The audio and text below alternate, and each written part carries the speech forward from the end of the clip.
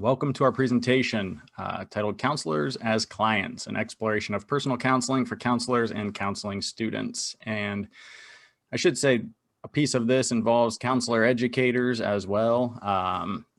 Really, we're looking kind of at mental health professionals and students in those programs, kind of in generalized. We specifically come from clinical mental health counseling program, but this will apply really across the board to helping professionals. So I know it's possible that we have a wide variety of folks joining us here today. So I think this will apply really across the board for helping professionals. My name is Dr. Brad Imhoff. I am an assistant professor in the clinical mental health counseling program at Liberty University. And I've got Robert and Jeff with me who will introduce themselves as well here in a few minutes, but they are students in our program. And this topic, Robert, you can go ahead and advance the next slide actually.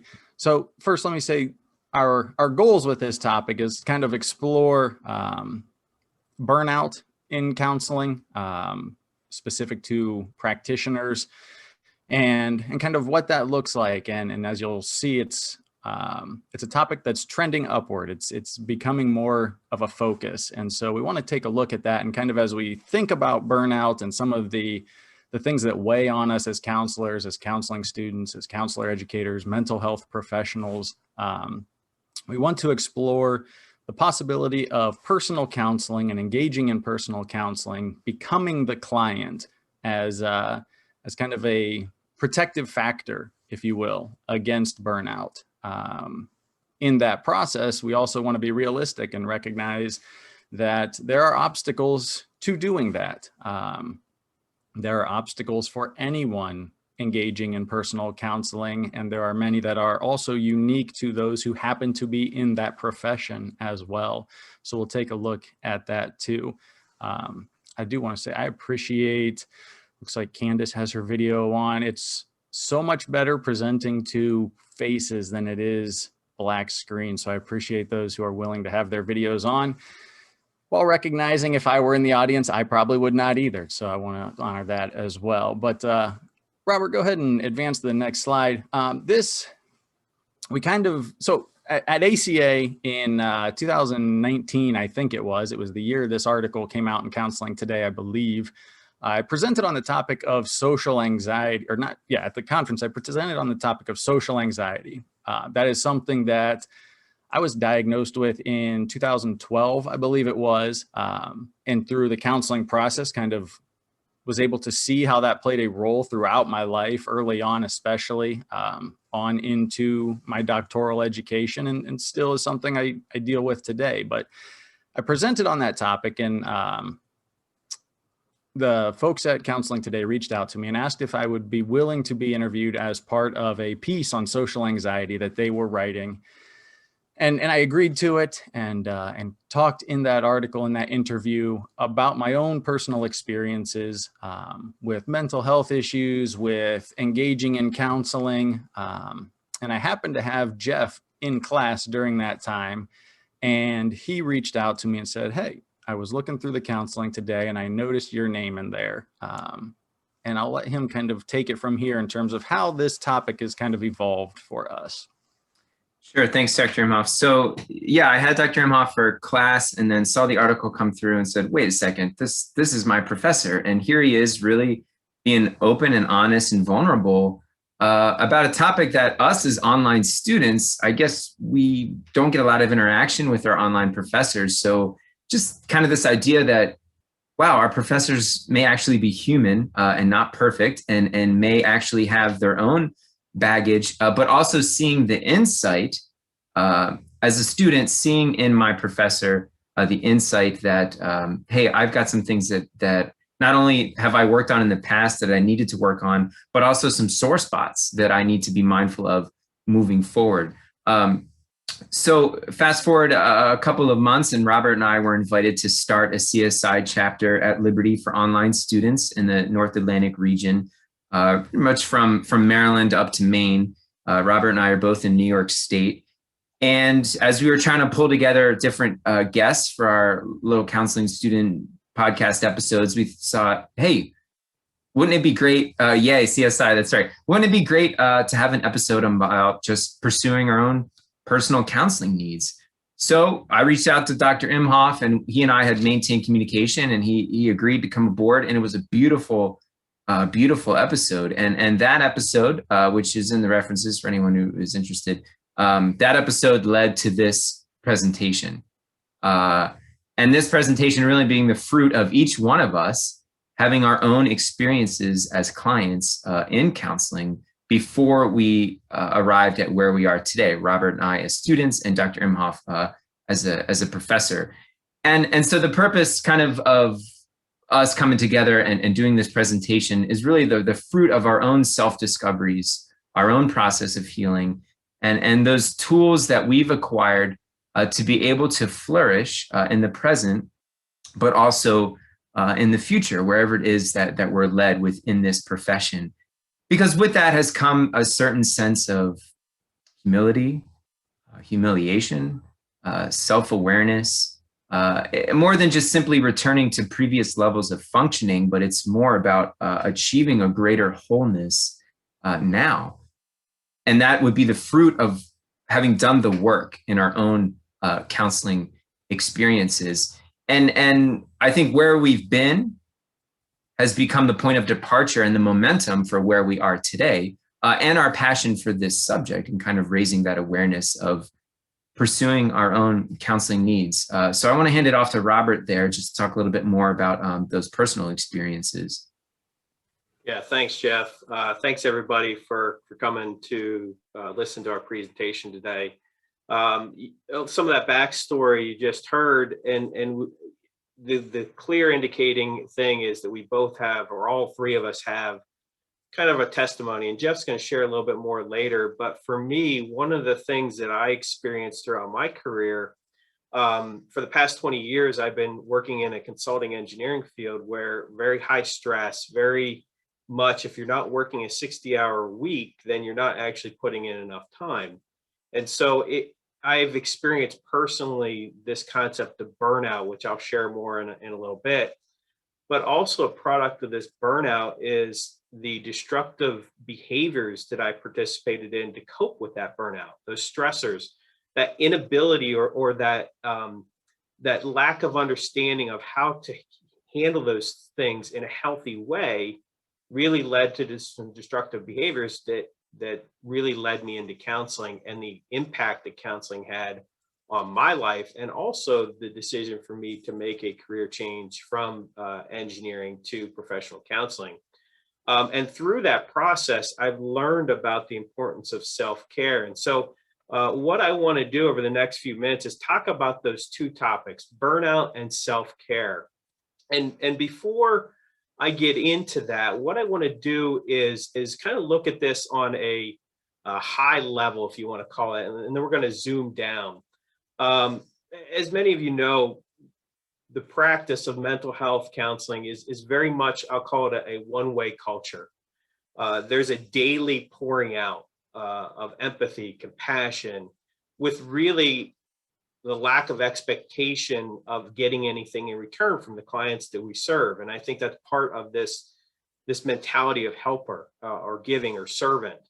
But along that way, the double-edged sword is that really opens up this profession to the impacts of stressors, and specifically burnout. But when we look at this study by Simpson and his colleagues in 2018, it was a study of 434 clinical psychologists and counselors. You could see the various, I'll call it stressors, which is along the bottom line there. And I would even be willing to say a lot of those stressors could be comparison to burnout. Now, I do have burnout kind of underlined there, but when you look at this in a whole, you can see that many of these items, number one, if not considered to be part of burnout, could lead an individual to counseling directly. So there's a lot of these study, there was a lot of stressors that were experienced, and 79% of them experienced stressors that impacted their performance. And of those 434, 18%, a little over 18% experienced significant or severe burnout. I think if I do the math right, that's about 84 of the 434 have some type of burnout, which is a pretty big percentage, and that's just severe. You can see in the chart next to it, it goes from minimal to none to moderately to significant severe. The moderately is around a little over 30%. So a significant amount of numbers in this one study alone. Other studies have identified very similar types of numbers. So, we're looking at, let's say, between the 18 and 30% range of individuals that have experienced burnout. So what is burnout? And really the definition of burnout was defined by Mazzone and Jackson in 1981. And they defined it as a syndrome of emotional exhaustion and cynicism that occurred frequently among individuals in what they termed the people work profession, i.e. counseling. The term burnout was first used by Herbert Freudenberger in 1974 in his studies. And through some of the research in this presentation, we're going to talk about burnout mostly related to professionals, but this is something counselors in training can also experience. It may look a little bit different, the triggers may be a little bit different, but it's definitely something that both counselors that are practicing as well as counselors in training need to pay attention to. Some of the common causes of burnout, really there are two kind of separate groups, external and what I would call internal. External being more environmental factors, mostly related to work demands. That can include excessive caseload, lack of resources, and if we're looking at counselors in training, the juggling of possibly school, full-time jobs, family, which leads into the internal side, and most of them are personal related, that imbalance, different coping mechanisms. And one of the things that I think is unique is also this internal pressures of potentially a fear of failure or the fear of letting others down drive this kind of continuous desire to do more, which ultimately can lead to burnout. And what are the various dimensions of burnout? The most common ones are the first, I would say, four associated with burnout. Most of the research identifies these various items. Emotional exhaustion, it's simply the depletion of all your resources. And we're going to look at a kind of a visual aid in a little bit, but think of it as an emptying of a vessel or a jar or a container. You're essentially pouring yourself out and there's nothing more to be poured out. That would be emotional exhaustion. Depersonalization, just where you develop that cynical attitude toward your clients, that really lack of empathy. And that can be a product of the emotional exhaustion. But as you know, for counselors, if we lose that empathetic attitude and presence, that's really going to have a negative effect on how we work with our clients and the therapeutic relationship. The lack of personal accomplishment is just this lack of meaning in the client's life, just this feeling of incompetence.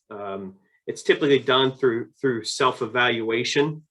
And then actually skipping over number 3 there, the self-efficacy, that's the belief that one can accomplish one's goals. So there's a diminishment of it. I can't do this. I'm never going to be able to achieve this, whatever that self-talk is. And the last one is this concept of early maladaptive schemas. And that's really this idea of childhood histories that really may affect their belief or coping mechanisms. Two of the most common are, as I mentioned earlier, that unrelenting standard, that belief that I have to keep going. There's a goal, there's a marker that I must strive for that's really unattainable.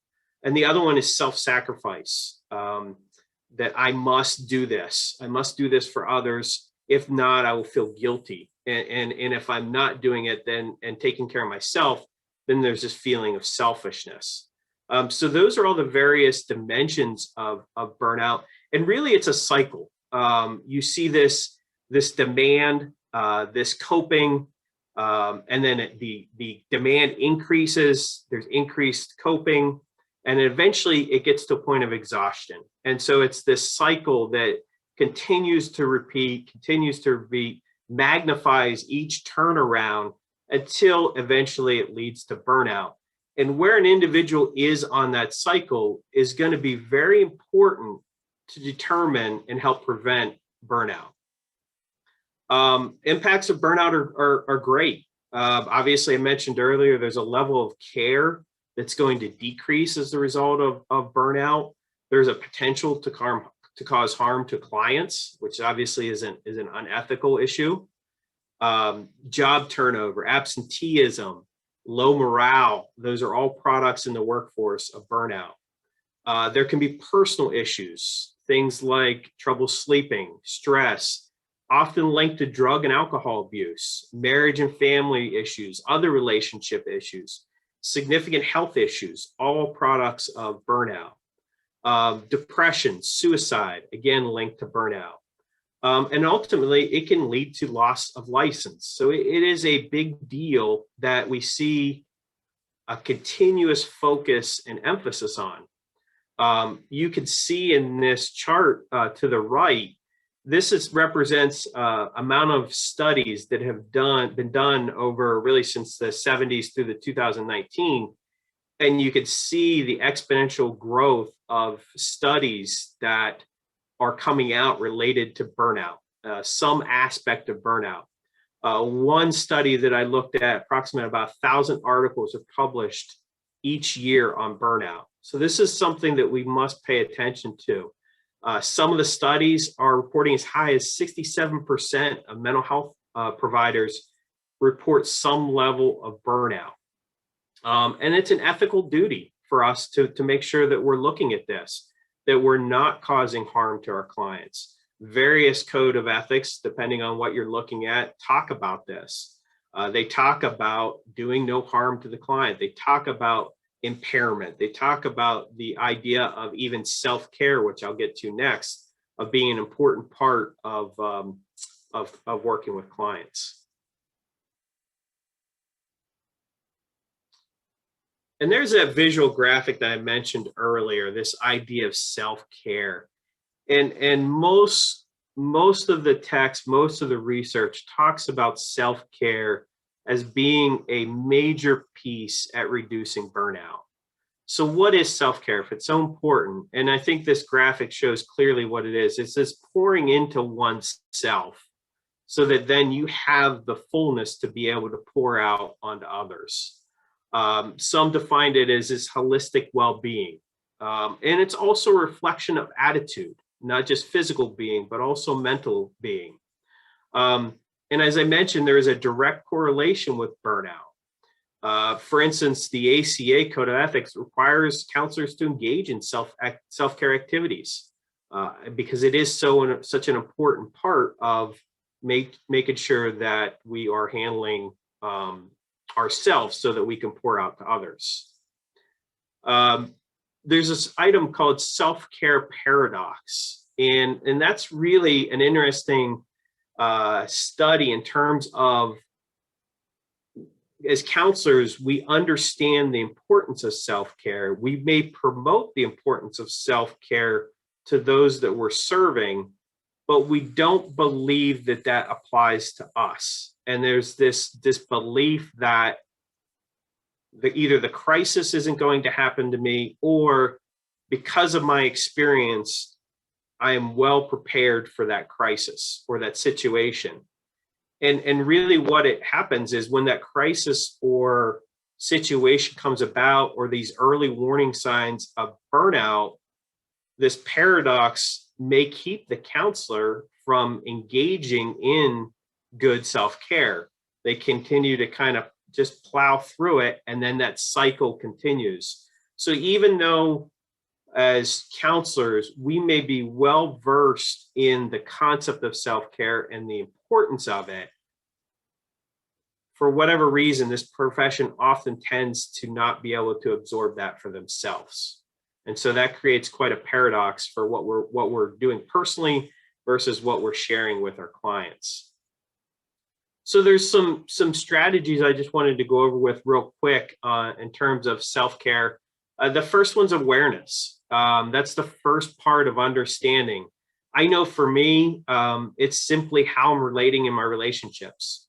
Maybe a little bit short, a little bit snippy, and others around me notice that. So it's a personal thing. It's awareness and the ability to monitor one's own needs and balance. And the next one is balance, maintaining that equilibrium, not only in personal issues, but also for the professional realms. A third strategy is flexibility, the ability to adapt to situations. This concept of perfectionism or rigidity really increases the chances of burnout, especially in professionals. The fourth strategy is physical health. That's such an important thing. Sleep, exercise, diet. Those are all really, really important aspects of self-care. Social support, the fifth item. Connections, being able to have family, friends, supervision, that when those situations arise, there's the ability to reach out, to share, to talk, to get feedback. Isolation is a major risk factor of burnout. And the last strategy I want to mention is just spirituality.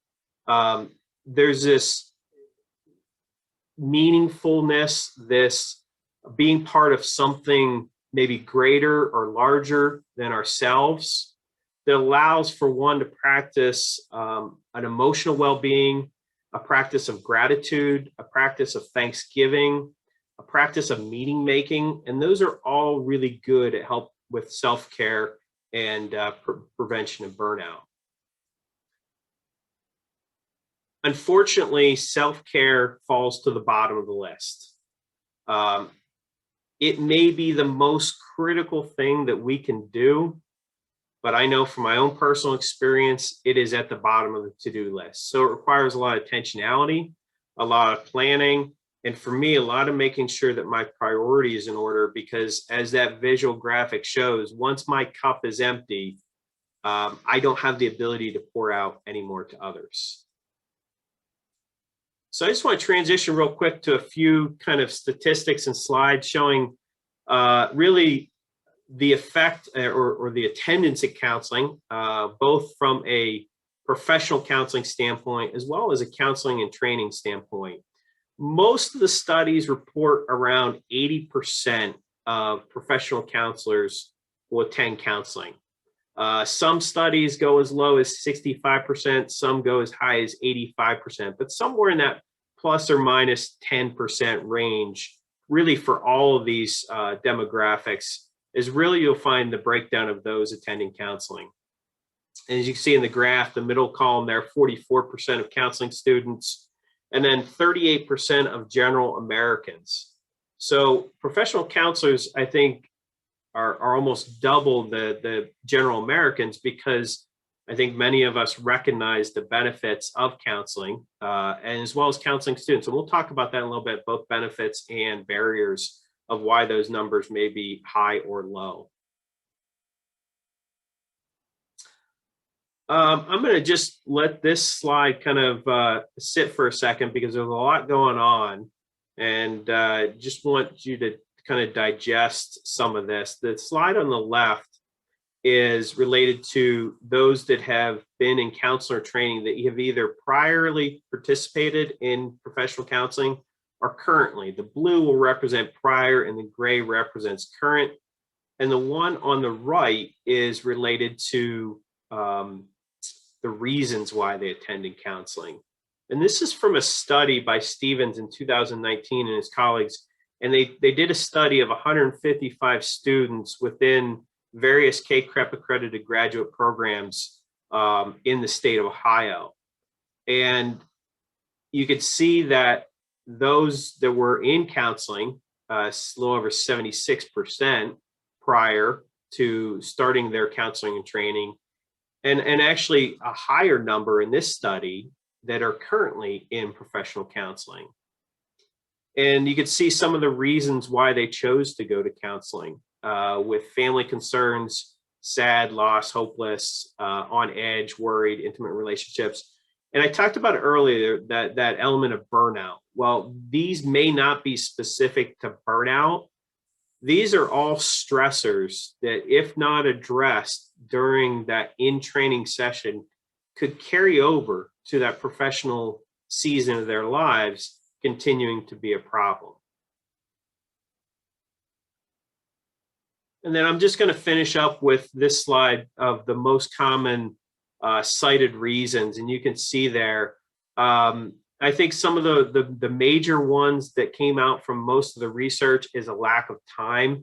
And again, this is specific to counselors in training that did not attend any counseling. Lack of time. I can deal with this on my own. I have the ability to have the resources. So some of that self-care paradox that I mentioned before, you could see that pattern starting to develop.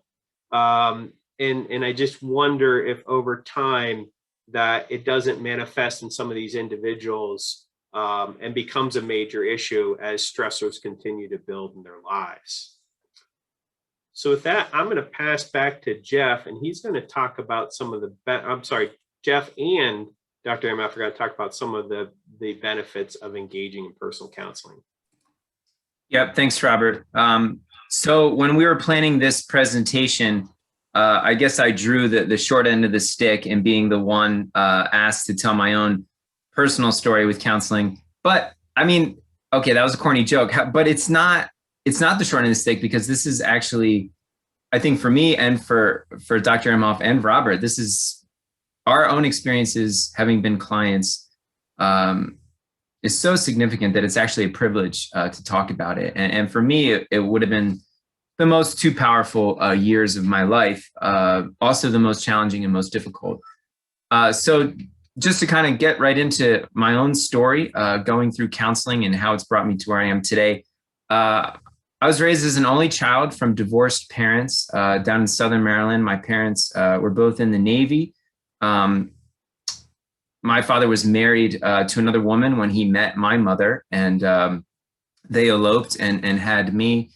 And my dad left for his next wife when I was 11 years old, and I've only seen him once since, and I'm 36.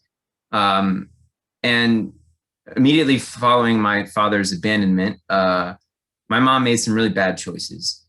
And it was described to me later that between my father's leaving and my mother's ways of coping, a psychologist had defined me as an emotional orphan. And I think that was very fitting. I was looking for paternity. I was looking for maternity of my heart, of my mind, of my body, my soul. And I found that at age 17 by entering the seminary to study to be a Roman Catholic priest. And I was there for 8 years, half of which actually I lived as a monk in the South Bronx, which you would not think is the greatest place to be a monk, but kind of like a monk of the streets. And I lived with a number of other guys, young guys. And it was in that time, in that lifestyle, that the dysfunction and the disorder really began to catch up with me in the context of a life that is so heavily focused on service, on the care of others, on putting yourself last so that you might put others first, kind of an imitation of, for Christians, an imitation of Jesus Christ, who Christians believe laid down his life for the salvation of the world. So similarly, I had this idea in my mind as a teenager, from a terribly broken background. I might have been really skilled, but I didn't have anything to give. I was really running on empty. My tank of love to pour out was running on fumes really from day one.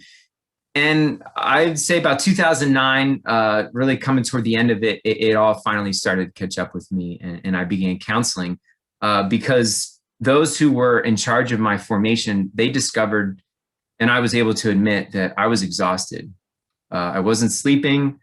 I had incredibly high anxiety, greatly depressed, super hyper vigilant about everything, a lot of control issues, deep-seated feelings of low self-worth and low self-esteem, and just this inferiority, this unworthiness matched with distorted images of God, which for a guy who's studying to be a priest is going to be a real problem. Some serious OCD symptoms with some religious scrupulosity and really, really terrible self-care. It was mentioned to Robert and I recently in a podcast episode, just the analogy of on an airplane when you're told to secure your oxygen mask before securing the mask of others. And I think maybe for us as parents here in the meeting, we may immediately think, well, I have to secure my child's mask first. But the whole idea, if you relate it to self-care, is you can't give what you don't have. And going back to one of Robert's graphics there about the water being poured into the cup so that you could water the plant. I was trying to water the plants without having anything in the cup. So I left the seminary, and after being in counseling there for about a little less than a year, and I moved into a retreat center, which was an inpatient counseling center for priests and religious. And I was there for 11 months, and I would meet with the clinical psychologist there once a week, and some of those sessions would last up to 4 hours. And I have no idea how that woman did that, because as a practicum student, after 53 minutes with a client, like I need to take a nap. So I don't know how she did this. And then she would see another client maybe an hour later. But this particular psychologist used the theories of two Dutch psychiatrists named Anna Theroux and Conrad Bars, both of whom are deceased. And they were kind of psychodynamic practitioners who applied like a rational philosophical approach to kind of redefine Freudian ideas about repression, not placing the blame of repression on the unconscious mind, but really on the emotions themselves. So a perfect example of that for me was the emotion of desire, where there was sexual desire or desire for ice cream, whatever it was, that in my kind of twisted religious mind, that those things were sinful, those things were evil, those things were bad. And so I was afraid of them because of this distorted image, afraid of sinning, afraid of being self-centered, afraid of being selfish. And so instead of that desire, that normal human desire for sexuality, for love, for companionship, whatever it is, instead of guiding that rationally, it was buried alive and pushed away out of the guidance of reason using this kind of rational philosophical approach. And then therefore that emotion being outside the realm of rational control is buried alive and therefore is acting out in me in irrational ways. And that was my life. And that was formed by, I think, and maybe a lot of us could relate to this, we are taught things as children. For example, hate is a strong word. Yes, hate is a strong word, but hate does have its place. We hate things that are evil. We hate racism, right? And how can we fight racism without the emotion of hate pushing us forward to fight? But instead, we think that, we can't do acts of hatred. That's true. But how are our bodies moved to act? And I needed to learn that that's what our emotions do. They move us, right? Emotions, they move us. Another thing, don't be afraid, don't cry. What is that saying? It says, don't have any fear and don't be sad. Well, there are things that make us afraid and there are things that make us sad. But I was taught you can't feel any of these things because you're not going to be able to give yourself if you don't. Don't get angry. Don't get angry. And so what does that look like? If you don't let yourself get angry, then you're not assertive, you're aggressive, and you're probably passive aggressive and non-confrontational, and that's not healthy. Yes, misguided religion can teach us to suppress, yes, absolutely. And so that was playing out for me as kind of this religious OCD scrupulosity, kind of engaging in behaviors to become holy, to become virtuous. But I wasn't pursuing holiness and virtuousness by actual good acts. I was approaching it through repression. And, there's this great line from a philosopher, Thomas Aquinas. He says that man does not pursue virtue by the will alone, but by his will and his emotions. And I was 100% willpower, kind of like Robert was talking about. You just grip the steering wheel and you go. And that is not going to lead to health. If anything, it can lead to a real kind of sense of dichotomous thinking of things that are black and white. And this is what was happening for me, this kind of social isolation. Anyone who thought or believed differently than me, I isolated myself from them. They were wrong. They were evil. A real kind of sense of narcissism that the whole world needed to pay attention to me, not just because I'm an only child, but because my heart was crying out for attention and for love. But I was trying to seek all of that in this relationship of I have to be the best priest I can be by doing all of these things. And when it came time for counseling, my counselor actually quoted a Star Wars movie to me, which Robert will love because he knows how much I love Star Wars. My clinical psychologist said to me that Jedi Master Yoda was a great CBT practitioner because he said that you must unlearn what you have learned. And so that was my experience through counseling. I needed to unlearn what I had learned about my emotional life. But there was one last piece there on top of this kind of mixed up emotional bit. Dr. Theroux and Dr. Bars, who kind of formed this method to which I was exposed, they were just your classic psychoanalytic practitioners. And they had one client who they were seeing for months and months and months on a daily basis. And one day this client said to Dr. Theroux, this was in the Netherlands, she said, "Doctor, nothing that you do or say helps me. I've been coming here every week waiting for you simply just to take me to your heart." And in that client, it wasn't that they were necessarily experiencing some type of disorder, but a deficiency of the love. That this person was complaining of all these childhood issues, and all they really wanted from the clinician was to be loved. And this is very similar to Heinz Kohut and self-psychology and this whole idea about self-objects for healthy self-concept. In order to fight what was not properly given to the child from those primarily responsible for the formation of the child's emotional life. When those things are absent, then there's a fractured sense of self, which leads to a real deep-seated narcissism. And for me, that looked like deep-seated feelings of inferiority, unworthiness, insecurity, inadequacy, and just this gross unlovableness, so much so that I was addicted to anyone who gave me an ounce of attention or love or affection, be it man or a woman. So how could I possibly serve others well if I am so consumed about what I can take? So I might have physically been an adult, but emotionally I was still a child. And that played out in my interactions with others, this neediness, this emotional self-centeredness, this feeling ill-equipped. And Dr. Conrad Bars, the counterpart to Dr. Aaron Theroux, he was a concentration camp survivor as a member of the Dutch resistance. And he actually wrote a book about this called Born Only Once, published in 1972. And he said that the most love-deprived people that he could conceptualize were Marilyn Monroe and, interestingly, Adolf Hitler, being a concentration camp survivor, for him to talk about Hitler in this way, saying that looking at the lives of both of these figures that we all know, there was grave, grave, grave deprivation of that affirming love that a child rightly deserves from those entrusted with caring for them. So in the context of my counseling, that is what it looked like. Not only was I working out the emotions and what I thought about them and trying to unwind from the repression, but I was also kind of going through what they called a psychic rebirth. That time with the counselor, the psychologist, she kind of she stepped into that place, which is exactly what Kohut talks about with the self-objects and the role that the practitioner takes with the client, kind of stepping into the void, stepping into the breach, and walking the client through those developmental stages that were missed, where love was missing. And at the end of my time with her, she said, "One day you are going to be a clinical counselor." And 8 years later, she wrote my letter of recommendation for Liberty. And now here I am doing this presentation.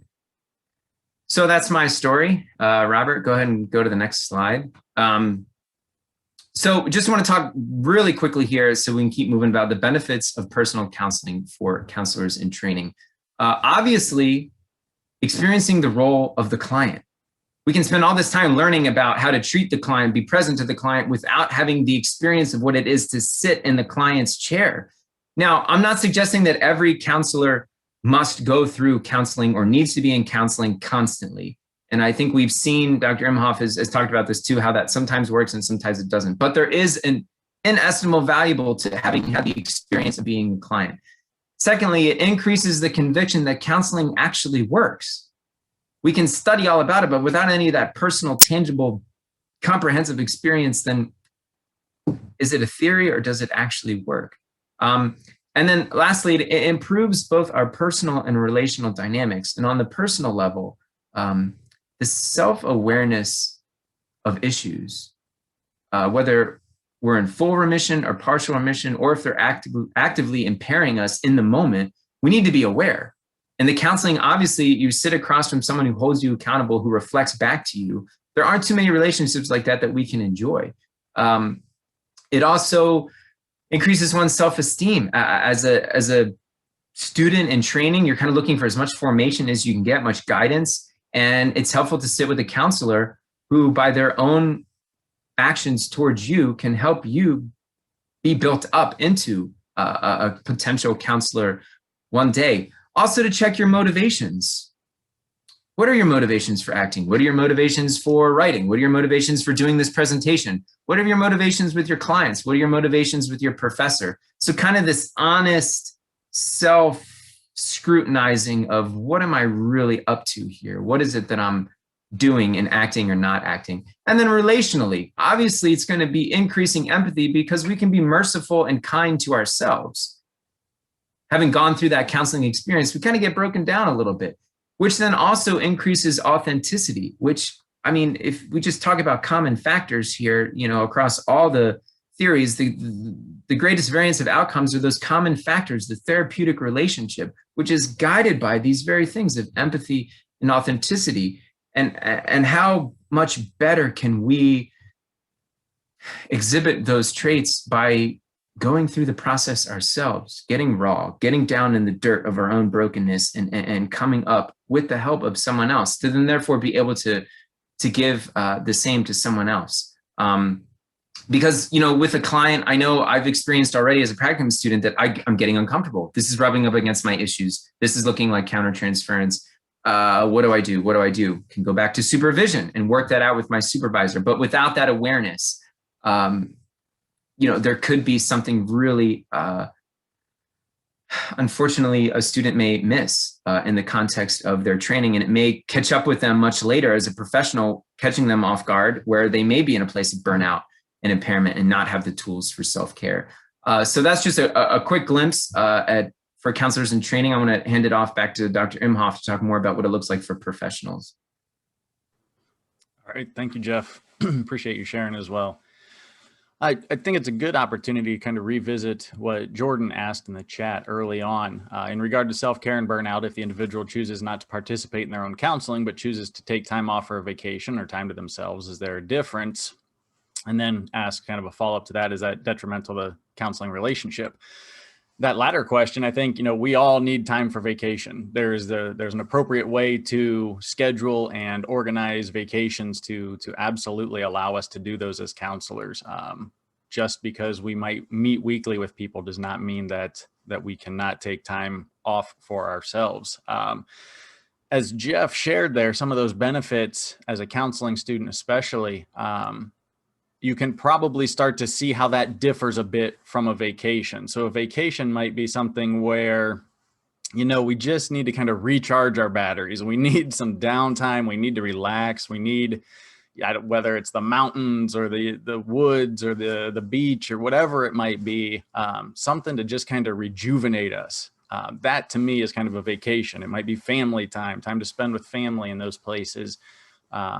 Whereas seeing a counselor has kind of the deeper mental health, emotional intelligence benefits that Jeff touched on there. And so that's kind of how I see both of those being, you know, necessary. Perhaps, as Jeff said, not all of the time. We don't need to be in counseling indefinitely necessarily, but there are phases in our lives perhaps where it is appropriate to get that next level of self-care, if you will, that a vacation perhaps or hobbies don't quite provide. So continuing with the idea of benefits, as counselors and counselor educators, and again, feel free to translate that to mental health practitioner, psychologist, whatever it might be, and then counselor educator, thinking of those in kind of a administrative role, teaching role, things like that. One of the biggest benefits that I have experienced, and one that's identified in the literature, is that change of a role. You know, we wear a lot of different hats in our lives, if you will. And as counselors, as counselor educators, as partners, as parents, as caretakers, we have so often this sense of always being on, always performing in a way. And I remember sitting with a counselor, and like, it was this feeling of almost like melting into the chair, of just this, shedding of the responsibilities, where I could just be me. I could switch that role from taking care of other people and teaching and parenting to, okay, now someone is pouring back into me, and I can just kind of be me. I can be Brad instead of Dr. Imhoff.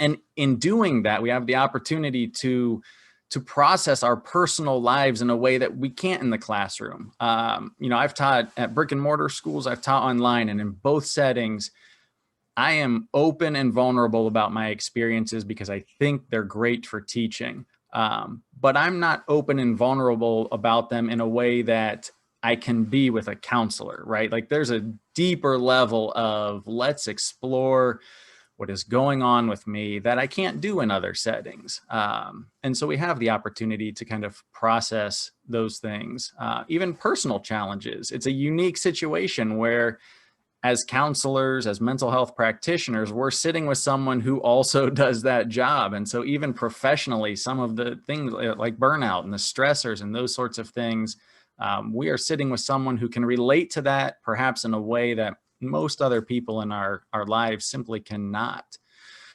Another benefit is combating stigma. Opportunities, like I said, this entire presentation, my conversations with Robert and Jeff on this topic, come from my openness about my issues with mental health, whether depression, social anxiety, some of the things I have dealt with historically. When I talk openly about those, I become more human to the people I'm around. And I remember as a student sitting in class, and I see my professors, and they were the expert. They were the people who seemingly had it all together. And I quickly realized when I got into that role, it was like, nope, I'm just as human as everybody else. It doesn't matter how much training, it doesn't matter how much education. And if I can speak from a point of that humanity, talking about the issues I have faced while still being very successful personally and professionally, that starts to chip away at this stigma that mental health is something that we can't discuss and can't talk about. I remember, and I'm recognizing the time here too, I'll do this quickly, but I remember when my wife and I moved into our current house, and our neighbor came over, older adult who was introducing himself and quickly kind of transitioned into that oversharing. And he was talking about his kids, his adult kids, and kind of in a whispered hush talks about how his son and his daughter-in-law are in counseling right now, as though that was, this thing that I shouldn't be telling you but I am. And I talked to him about being a counselor myself and in some of my experiences, and just, that benefit for the profession as a whole of chipping away at that idea that mental health issues are something that need to be kind of brushed under the rug, dealt with on our own, and not addressed, publicly to some extent. Robert, go ahead and switch to the next slide. Thank you. Kind of touched on this already, but that idea that you have an empathic ear in a counselor, someone who can understand some of what you're going through personally and professionally, perhaps on a level that others cannot, just based on the nature of the profession. Also, a reminder of the client role and increased empathy for that role. As Jeff mentioned, the benefit of being a student and learning first what it's like to be a client. It's such a benefit to revisit that role and to recognize that, vulnerability is hard. Like, we're asking our clients to come in, and first item of assessment, that assessment form, if we're using one formally, all these personal questions, and this person has never met me in their lives. And to go into a counseling relationship, and experience that, like, oh my gosh, I'm having to be so vulnerable in this process. And I think that's such a great reminder of what it's like to be a counselor or a client. And then increased competence, like Jeff talked about, many of the same things as a student, but becoming aware of blind spots, increasing emotional intelligence, just a variety of things that that help us do our jobs better because we're sifting through, working through, and processing our own stuff, if you will. So some of the obstacles to this, we talk about the benefits of being in counseling, but here are some of the, things that perhaps you have experienced, I have experienced. Time and busyness. We are always on. And my solution for that personally has always been the reminder that I'm never going to find time to do things. I have to be intentional about making time for the things that are important to me. And so if I'm in a phase of life where I recognize counseling is going to be a benefit to me, it's about making that time to cut out that hour of my day and do that. And for somebody who's never been in counseling, perhaps they don't have the recognition of how helpful it can be. But I encourage students, I encourage all of my students, my advisees, if you have the opportunity, even if you don't think there's something to work on, go to counseling and see what you kind of discover. Another one is ego. And so this is that sense that I'm in the profession. I'm a counselor. I help other people. I should be, we start with that. Albert Ellis and his whole, don't should all over yourselves, right? And so we get these shoulds, and I should be able to figure this out. I should be able to navigate this on my own. I shouldn't need the help of someone else. And I have to pause and I have to kind of ask myself that Socratic questioning sort of thing where it's like, what would you tell someone else in this situation? And it would never be to a colleague, to a student, to a friend. You should be able to figure that out on your own. It would never be that. So why do I hold myself to that standard? Why do I think that I should be able to figure it out? Reaching out for help is not a weakness. Perception of helpfulness. So that idea that, will this really work? We might doubt that at times, and we have to kind of start to reflect on why we're in the profession, what we would tell other people about the helpfulness of counseling. Credentials and fit. And keep moving through here quickly. Credentials and fit. I remember one of my counselors asking me in her assessment intake form, what's your level of education? And I said a PhD. And I knew the next question was going to be, oh, in what? And it was. And I said, counselor, education, and supervision. And she just stopped and she turned her head and she was like, that's incredibly intimidating. And so there's this sense that because we have these credentials, because we are in this profession, it can be an obstacle to find someone who is has a goodness of fit, that we can have that relationship with, where those credentials don't get in the way. And I have to, as a counselor educator, take off that evaluator role that I'm so often wearing and just be human, not sit there and think about what I might do differently as a counselor, but just engage the process. Stigma, we've talked about that. And then location, and someone I think mentioned in being a counselor in a rural area. Yes. So where I previously worked, I couldn't have gone to a counselor in that town who didn't know my name just by the nature of being at the university. And so, one of the benefits now of the increase in telemental health because of the pandemic is that perhaps we can find people who don't know our name already. Or if I live in a town where I would have to drive 50 minutes to get to a counseling office that's not right next door, now I might have other options in the telemental health path.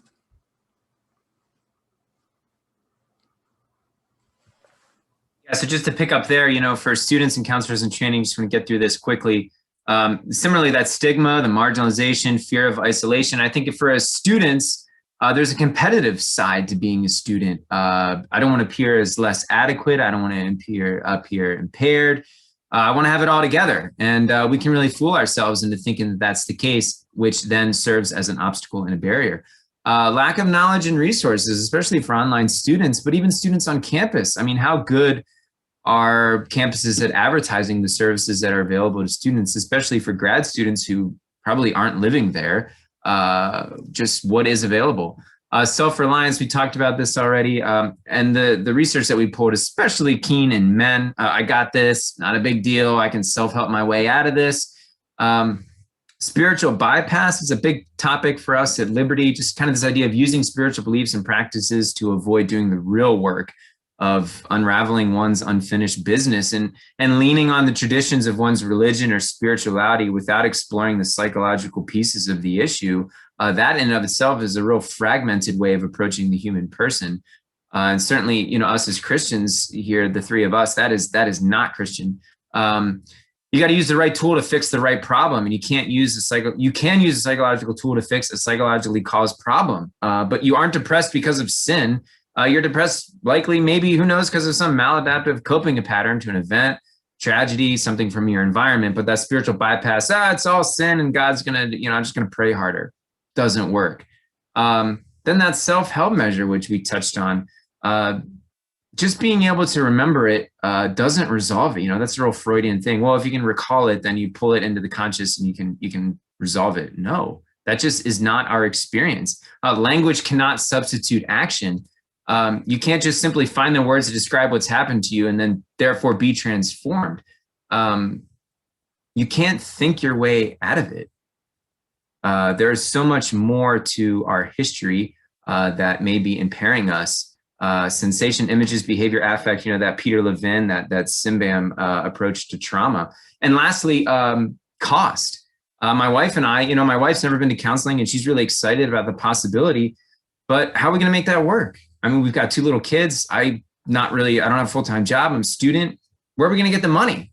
We don't have insurance. So what are we going to do? So those are kind of some of the obstacles. I want to hand it off to Robert to end us out with some of the solutions. Yeah, and I'll be quick because we're up against it here. To wrap up the solutions, I think it comes down to several key words: intentionality, advocacy, and partnership. And that's between the school, possibly. That's between the educators from a supervision, a curriculum standpoint. That's the professional identity and industry. Being able to provide services for those counselor in training that may not be able to have the money, that may be able to offer reduced fees or free sessions. Maybe it's a partnership with an adjacent school where you can provide a little bit of level of cost, but also you're not dealing with maybe professors that you have every day in class or that you may see in class. So that conflict is there. So I think there's solutions, but it's going to require partnership. It's going to require intentionality, and it's going to require advocacy, really, of the need for this, and the ability to, as we've all talked about, having those vulnerable and tough discussions. So if anybody is interested, there's the references, and I'm going to allow this to sit here for a few seconds. If anybody would like additional information or has additional questions, feel free to reach out to any of us. We are at 3:01, so we thank everybody for taking the time to listen and hope you found this presentation to be informative. Awesome. Thank you to our presenters. We very much appreciate you, and your presentation was very helpful. I am going to leave this up for never mind. I was going to leave it up for just a second, but I will go ahead and close the room. Thank you guys so much.